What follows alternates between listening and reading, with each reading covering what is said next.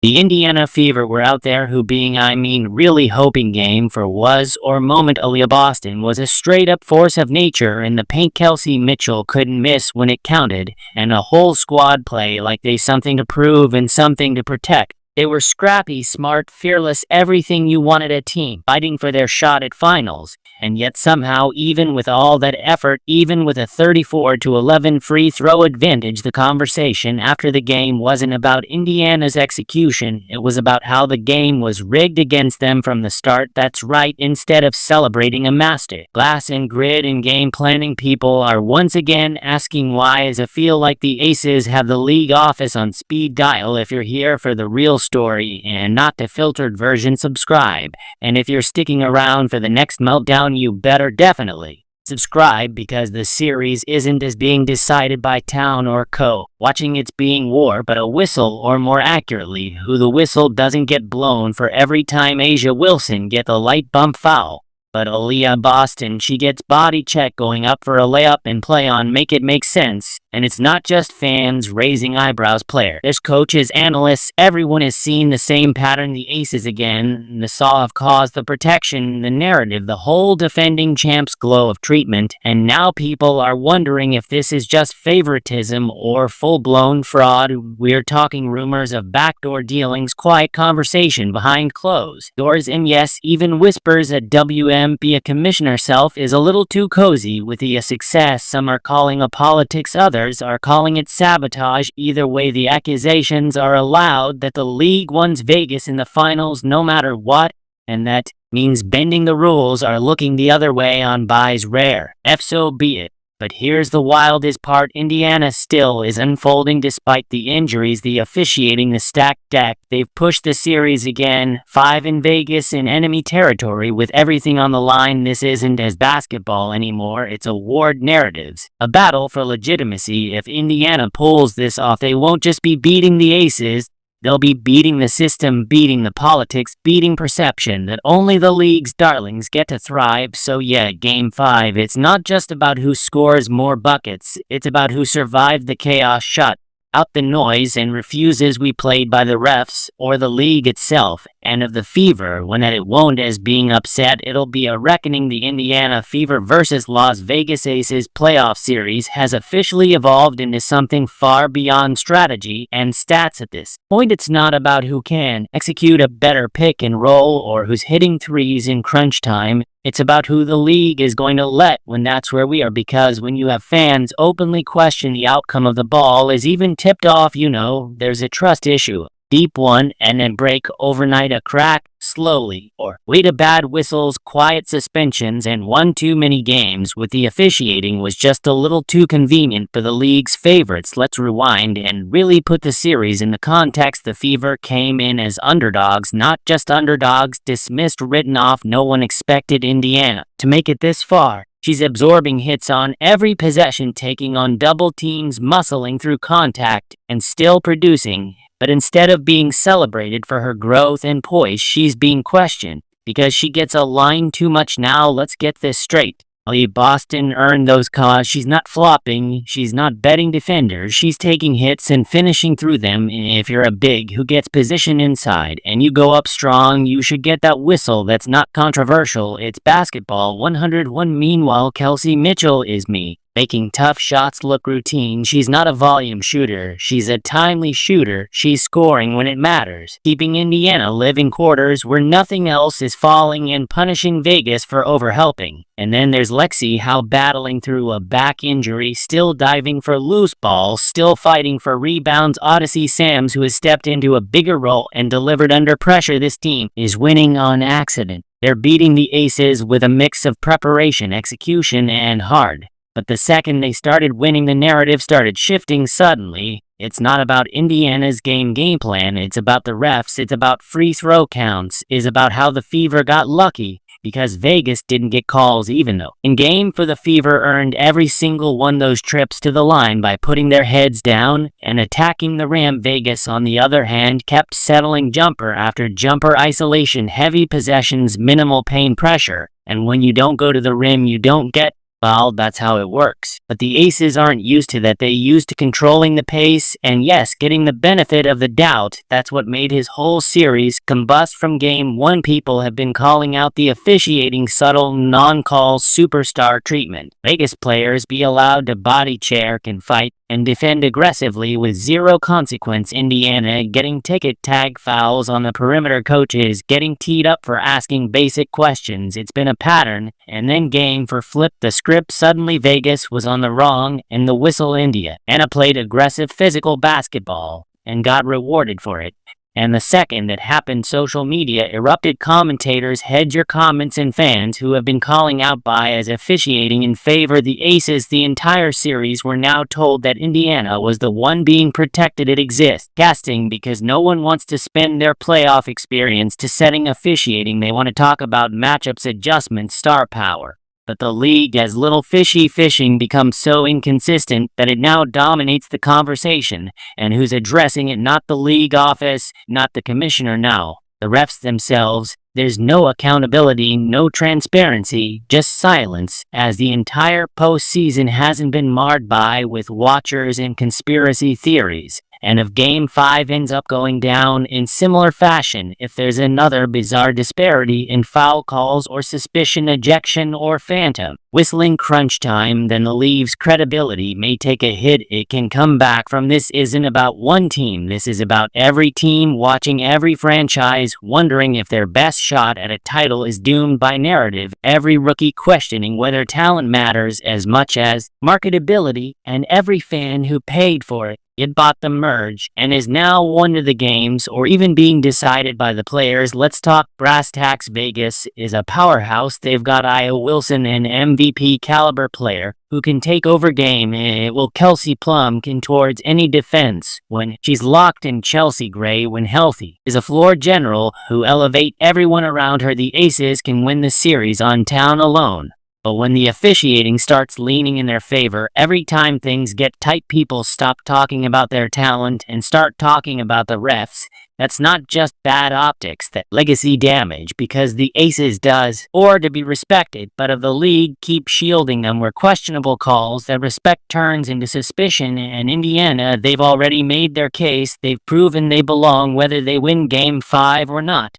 This series has shown the fever or legit. They've shown that with a disciplined game plan and a team for his mentality, they can compete with anyone. But make no mistake, Game 5 is about more than just basketball. It's about the WNBA future you can't build. A league of drama alone, you can't sell growth. If people don't believe in the fairness of competition, and you definitely can't crown a champion if fans think the refs have more influence than the players. This is a final act. If Indiana wins, it will be because it outworked and outplayed a dynasty in their own building. If Vegas wins, it needs to be because their stars rose the moment. Not because a whistle gave them life. There's too much at stake to let us. And controversy, so do the league. Let the players decide this. Let Aaliyah Boston battle in the post. Let Kelsey Mitchell fire off daggers. Let Io Wilson carry the weight of the moment. Let the game breathe, but call it fair, because the world is watching, and if this ends in scandal, there won't be enough spin in the world to undo the damage. This is a test for the fever, for the Aces, for the officials, for the league.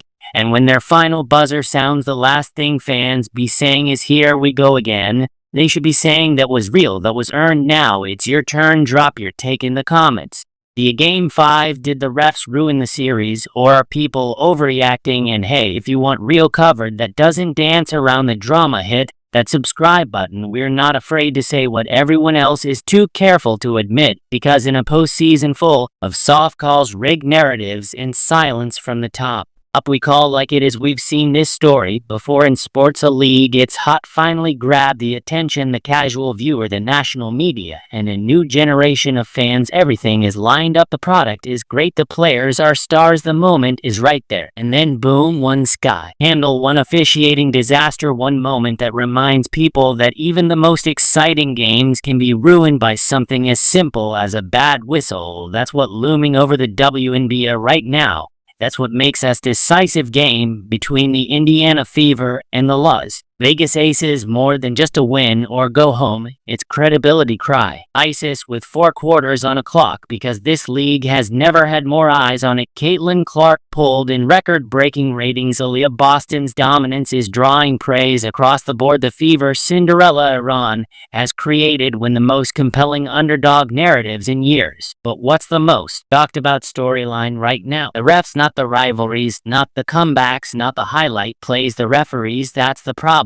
And it's not just about one team getting more calls and the other, it's about the pattern, the accumulation of little things, the questionable foul calls, the missed travels, the unexplained technicals, the clear contact ignored. And then you pair that with perception that Vegas is a league's golden child, and it starts a snowball, because let's not pretend this favoritism narrative came out of nowhere. The Aces have been a league's favorite toy for years, and yes, they're an elite team. They've earned their status with talent, consistency, and success. No one's denying that. But as the coincidences there keep piling up, the benefit of doubt they get when a car could go either way, the moments where they get away with fouls other teams wouldn't, the games with their opponents mysteriously rack up early foul trouble, and then when a team like Indiana finally gets a game called fairly, when a whistle swings even slightly and Fever's favor, backlash is immediate. It's rigged. The refs are compensating. The lead won a longer series. Where was all this outrage? And games 1, 2, and 3 when India was getting physically beat up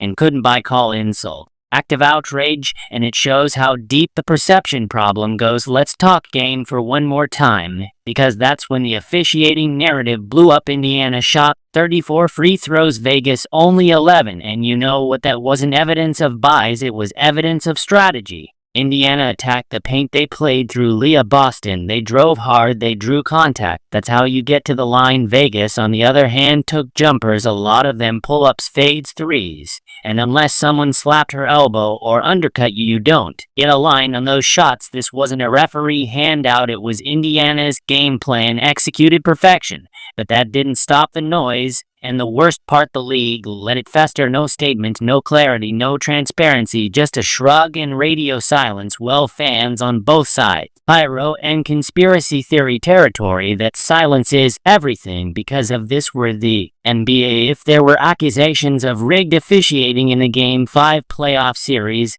there would be post-game pool reports, there'll be breakdowns, there would be some level of accountability. But in the WNBA, the refs get to disappear. Here the league gets pretend like nothing's wrong, and the fans, they're left screaming into the void, hoping someone with power actually hears them. It's exhausting. This game should be about the players, about Boston cementing her status as one of the most dominant bags in the league, about Mitchell proving she's more than just a shoe putter, she's a clutch time killer, about Lexi Howe being a heartbeat of this team, wood or defensive hustle and pain tolerance. It should be about Odyssey seems finding her moment, about Stephanie Wideout coaching a defending champion in real time with tactical adjustments and composure under fire. But instead, we're all holding arm breath, waiting to see which version of the ref shows up. Are we getting Game 1 ref who let Vegas play bully about no consequence, or game for refs who actually called fouls when contact was made? Because consistency is all people want, not perfection, just consistency. Of Boston gets fouled in the post, blow the whistle. If Wilson draws contact on drive, call it. But don't let one team get away with hacking while the other gets hit for breeding wrong. That's what ruins the product, not mistakes, bias. And let's be clear, we're not saying the referees are intentionally fixing games. No, and accusing them of or getting outcomes in some dramatic movie villain kind of way. But unconscious bias, preferential treatment, that happens. And when the same team keeps getting calls and the same team keeps getting ignored, it's not hard to see why people connect the dots. This is a league trying to try to secure more national TV slot, more sponsors, more merge sales, more international buzz. But none of that means anything if people don't believe the game is being played straight, because fans aren't dumb, they know when something's off. And when you lose their trust, you lose their viewership, their money, their support. And it won't be Indiana fans who walk. Other teams are watching, other stars are paying attention, they know what this game represents. If Indiana comes out in Game 5 and gets hit with early foul trouble again in Boston, sit in the first quarter with the soft fouls. If Vegas suddenly goes 28-4-30, 2 from the line while Mitch gets hacked with no call. It's over now. Just the game, the credibility. You can't spend your way out of this one, as not like this is a one-time thing. Fans do remember other playoff series that were swung by referees. Coaches like Cheryl Reeve have paid fines and taken heat for saying what everyone else was thinking. And each time the league ignored it, the resentment built now at a boiling point. So Game 5 is more than a cider, it's a statement. And the Fever went on the road. It won't just be an upset, it'll be a defiant middle finger to every narrative that said he didn't belong. It'll be a moment that rewrites the perception of this franchise. From lottery team the finals bound in a single postseason. If the Aces win, fine, but it better be clean, it better be earned, because anything sure that any Asters follows them all the way to the trophy ceremony. And the league, it better be ready for fall out because of this. Ends and disaster. Fans won't forget, they won't forgive, and they'll make sure the world knows exactly why you can build a dynasty on drama. You can't grow a sport with whispers of corruption, and you definitely can't crown a champion if no one believes the game was fair. So, to the WNBA a Hugo, a one game left, one chance to get it right. Don't waste it, let the best team win, and let it happen without the refs deciding for them. Let's not pretend Game 5 is gonna be played in a vacuum. No matter who wins, the internet won't shut up about for days, because this game isn't happening on just one court in Las Vegas. Is happening under a microscope in front of millions skeptical eyes who are already prepped to call BS the second anything looks even remotely suspicious, and rightfully so. The stakes couldn't be higher. Not just the Indiana Fever, who are one win away from turning their franchise around forever, not as for the Las Vegas Aces, who are looking to keep their dynasty alive, but for the WNBA itself, because how this game unfolds, and more importantly how officiated is, go to find the league's entire postseason narrative. You thought people were mad after game for free. Throw disparity, wait until they see who gets the first 3 calls. In Game 5, that's where we are now. Every whistle is going to be analyzing real time. Every non-call is going to trend on social media with slow motion breakdowns and side-by-side freeze frames. And if the refereeing even leans one way, the core of public opinion will hand down his verdict before the final buzzer sounds that way. What happens when the league refuses to take control of the narrative? The WNBA had every opportunity to address this, to release officiating reviews, to publicly clarify calls, to bring in alternate crews for the most high-stakes game of the season. But instead is done nothing. No transparency, no comp. It's just silence. And that silence has only made things louder. So now the pressure's and just on the players, it's on our referees too. And that's not how it should be. This game should be about Aaliyah Boston trying to outdo Io Wilson in the paint. It should be about Kelsey Mitchell versus Kelsey Plum to elite scores going bucket for bucket. It should be about the Fever's resilience versus the Aces' experience. Instead, we are all bracing for another officiating disaster. And let's be real, at a Fever come out aggressive again, attack in a basket, force in the issue in the paint, doing exactly what one game for, and suddenly this time every bit of contact is way. Well, Vegas gets the line for every hand check. It's over. Not just the game, the league's credibility. You can tell people all season long that you won't grow the sport and expand fan base. Then let your playoff be hijacked by inconsistent officiating. You can't promote the next generation of stars, then let them get hacked when no can't. Once you can't claim integrity and fairness while protecting your most marketable franchise at the expense of everyone else. And make no mistake, if Indiana wins tonight, it won't just be a win, it'll be a message that this team didn't just overcome the Aces, they overcame the pressure, the officiating, the doubts, the agenda. That will be the ultimate vindication for a squad that's been counted out since the season tipped off. But a Vegas wins, it has to be earned. No sketchy, cause no phantom fouls, no one-sided officiating that sparks 100 tweet threads and 1,000 common arguments. Because of the refs still to scale even slightly, it won't matter how well the Aces play. The narrative will be set in stone before the confetti even falls. People will say the lead chose the finals matchup, that the outcome was scripted, that fairness was never on the table to begin with. And the worst part, the legal only half of itself to blame. You cannot ignore controversy and expect it to vanish. You cannot build a championship culture if your officials are the biggest characters in every game. You cannot grow the WNBA if the fan